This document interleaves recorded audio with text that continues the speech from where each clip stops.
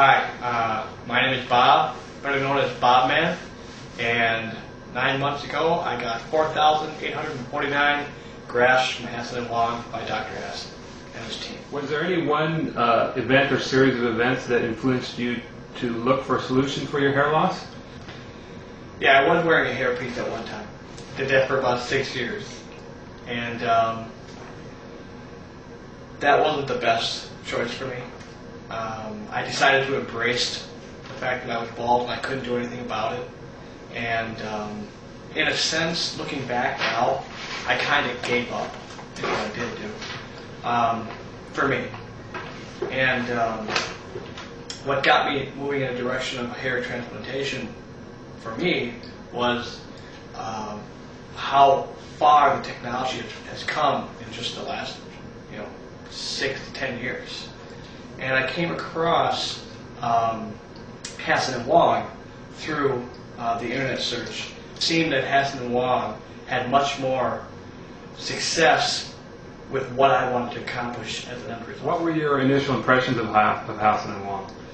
I was in awe just to be here in the first place, because I did research for 2 years, and for like 9-10 months before coming here, I did nothing but I was obsessed with getting through the procedure, and I was excited.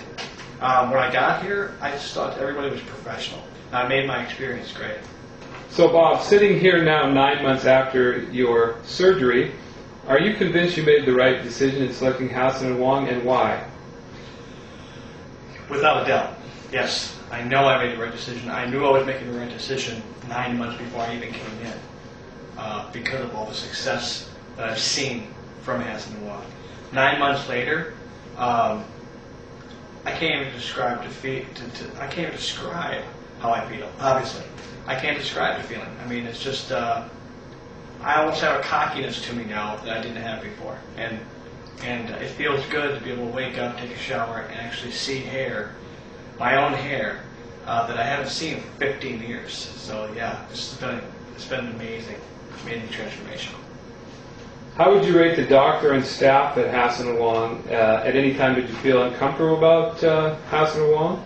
Dr. Hassan was a true professional. He made me feel comfortable. He listened to everything I wanted to do, and together we found the right strategy. The first strategy obviously was to get as much as we could the first time out and focus on the front and top of my head. I was a Norwood 6+, almost a 7, and Dr. Wong and Dr. Hassan both greeted me as if I was a friend, and treated me professional, like a patient should be. The biggest complaint about a typical hair restoration that we see a lot of times in the old days and from other clinics is that there isn't enough density. Patients have a need and desire for more hair, and I think you might touch on this. You're pleased? Are you pleased with the density and the amount of hair that you achieved in the first surgery? Absolutely, absolutely. Okay. In fact, I think that when people see me, it speaks for itself.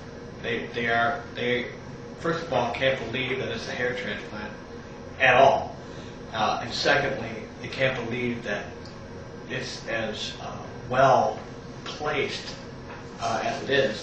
They're used to coming from the plugs and the look of the 90s, where Hassan and Wong have far exceeded that technology. Did you ever feel that Vancouver, British Columbia, Canada was like a long way to travel? Did you figure that maybe I'll consider something closer to where I live for surgery? Well, I'm from the Midwest, and the way I thought about it was this: if I'm going to have something done, and it's going to get done right, I go to the other side of the world to get it done, because it's something that's going to last me the rest of my life. And I'm not going to waste my time on trying to figure out the closest place or to save myself a few dollars here or there. That wasn't the point. The point was, can I get the end result, and will it last me forever? So coming to Vancouver, Canada was a no-brainer. Did you feel any pain or discomfort in any parts of the surgery? Just the initial needle. when it goes in for the anesthesia and to freeze the areas. That lasts about a second and a half. But after that, no, none. When did you first start to notice new hair coming in? Around the 10-week mark, really starting to come in. And on my website, you'll actually see where the progress starts to really kick in. Was the change in the hair maturity from 6 to 8 months as dramatic as sometimes described?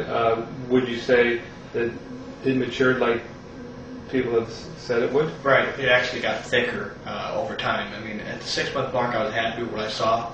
But, I mean, here I am at the 9-month mark, and I'm kind of taken back by how nice the hip feels and how thick it has become.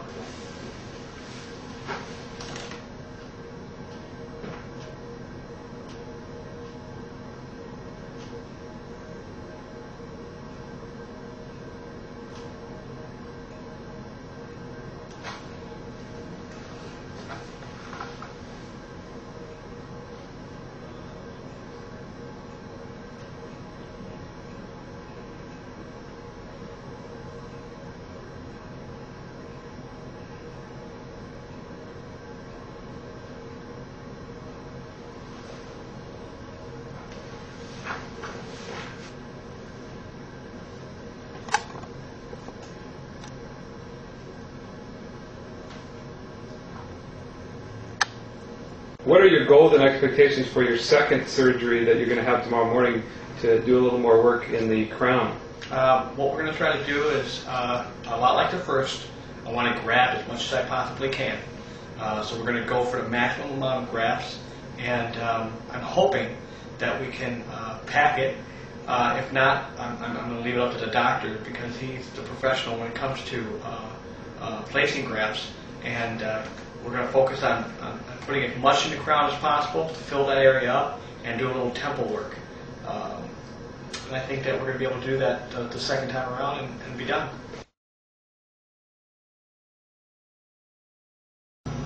So Bob, you ready for surgery? How do you feel? Feel good. Real Good? early, but I feel good. I did have a story. Great. I remember this yesterday after we were done. And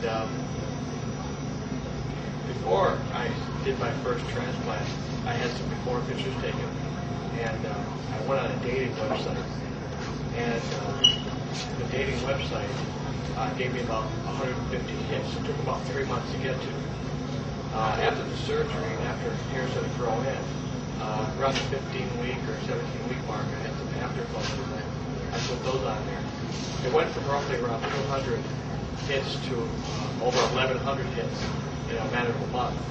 So I thought that was kind of funny. I want to share that with you.